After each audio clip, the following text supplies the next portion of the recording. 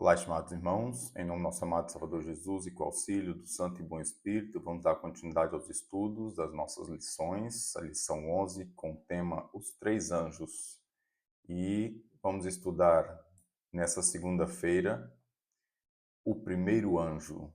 Vamos ver aqui, a quem o primeiro anjo leva a sua mensagem? Apocalipse 14, verso 6, diz assim: E vi outro anjo voar pelo meio do céu e tinha o evangelho eterno para o proclamar aos que habitam sobre a terra e a toda nação e tribo e língua e povo. Então aqui nós vemos que essa profecia da mensagem do primeiro anjo, capítulo 14 de Apocalipse, revela um grande despertamento religioso sobre a proclamação da breve volta de Cristo. E voo desse anjo no meio do céu, a grande voz com que confere a advertência e a divulgação a todos que habitam na terra, toda nação, tribo, língua, povos, demonstra a rapidez do alcance mundial do movimento. Esse é o relato do grande conflito, página 355. Então nós vemos aqui, esse anjo então tinha o evangelho eterno e a sua mensagem era dada a todos os povos na época, principalmente focando mais naquela época América, Estados Unidos. Pergunta B. Como o primeiro anjo chamou a atenção de todos para Deus como Criador de tudo? Então nós vemos que a primeira mensagem é bem clara. Diz com grande voz: Temei a Deus e dai-lhe glória, porque vinda é a hora do seu juízo. E adorai aquele que fez o céu, a terra, o mar e a fonte das águas. Então aqui está chamando a atenção para o Criador, o que ele fez, e a quem deve temer e dar glória. Gênesis diz que no princípio criou Deus os céus e a terra. O salmista fala no princípio era o verbo estava com Deus, o verbo era Deus. Então nós vemos ali que a Trindade trabalhou abertamente e diretamente juntos na criação do mundo, sendo Jesus estando mesmo à frente dessa criação. Inclusivamente essa criação que Jesus foi designado a fazer, que gerou em Satanás, espoletou, foi estupinho, foi o que gerou mesmo em Satanás a sua maior revolta, mostrando o seu verdadeiro caráter, porque ele queria fazer parte dessa grande obra e não foi. Né? Ainda o apóstolo Paulo, escrevendo aos Efésios, capítulo 3, verso 9, diz: E demonstrar a todos qual seja a comunhão do mistério,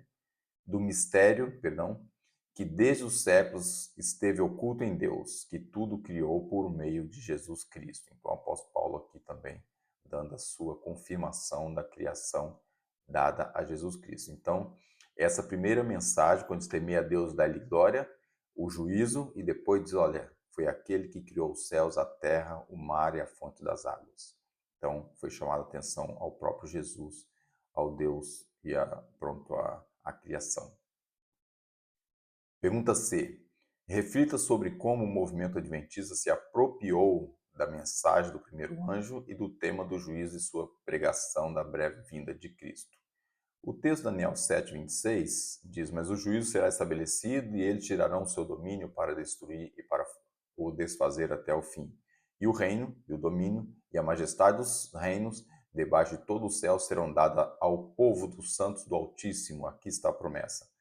E o seu reino será um reino eterno, e todos os domínios servirão e lhe obedecerão. Então aqui Daniel está descrevendo o que queria acontecer. E ainda no capítulo 8, 14, ele diz: E me disse, até 2.300 tardes de manhã, e o santuário será purificado. Então aqui nós vemos a profecia, o início do juízo investigativo. Portanto, está associado também a essa pergunta.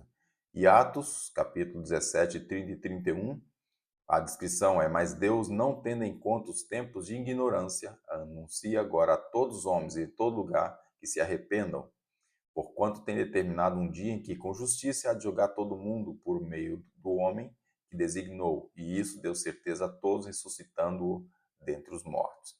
Então, a partir do momento que Jesus ressuscitou, ele deu a garantia de vida eterna a todos nós. Agora, esse movimento adventista, ele apropriou-se da verdade de uma forma impressionante. Sabemos que William, ou Guilherme, como a tradução de William para Guilherme, né, no português, Guilherme Miller, foi a pessoa que pegou nessa mensagem, foi o braço direito naquela altura. Ele realmente pegou naquilo, levou muito a sério.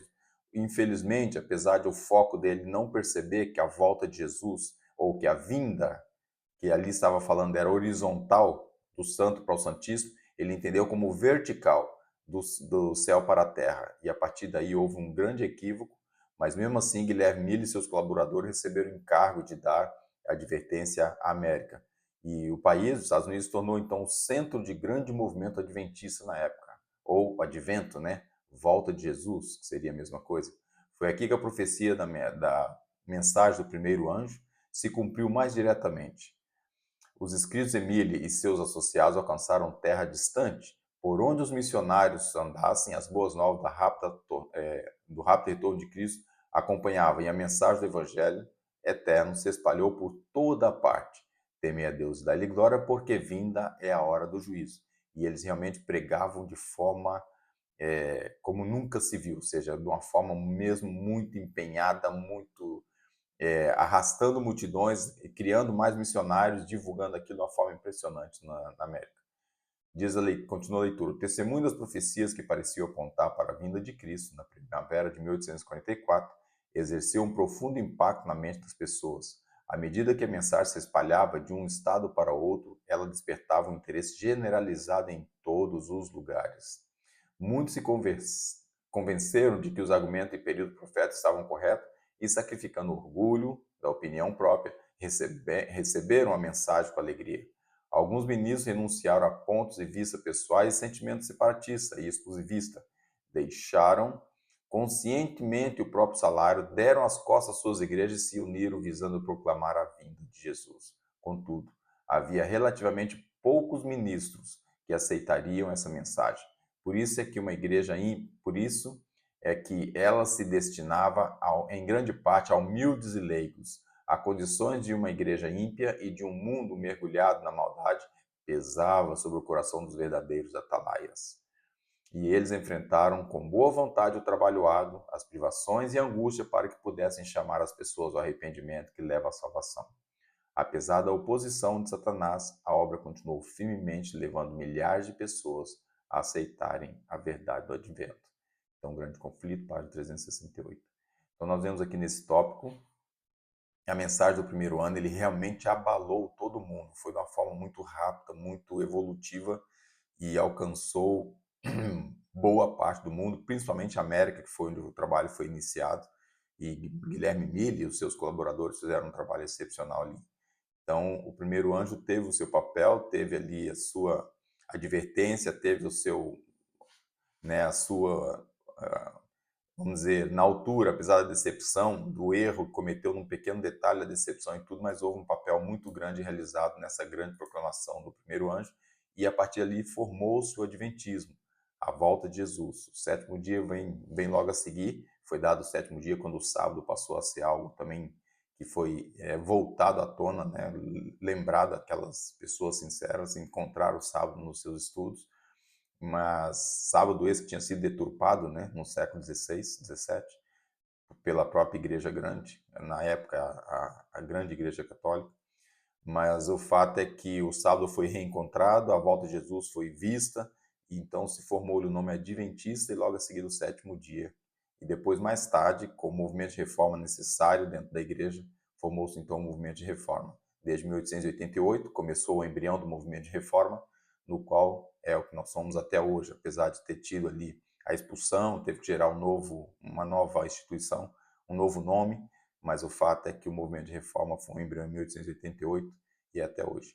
Mas o primeiro anjo é que espoletou então o adventismo, em 1842, 43 foi que começou ali essa grande proclamação. Então devemos ter noção desses pormenores que são as raízes da nossa organização, as raízes iniciais do advento em si, né, que nós hoje pertencemos. É importante ter esses conhecimentos. Vamos dar continuidade ao segundo e ao terceiro anjo, e qualquer dúvida que os irmãos tenham, deve buscar, deve tentar sanar, para que não fique aqui nenhuma ponta solta em assuntos tão importantes. Deus nos abençoe e nos dê compreensão da sua palavra a todo nesse estudo, né, dessas profecias, para que possamos ficar bem elucidados sobre esse assunto e conseguir passar a outras pessoas que ainda não conhecem. Esse é o meu sincero desejo e oração para mim e todos. Amém.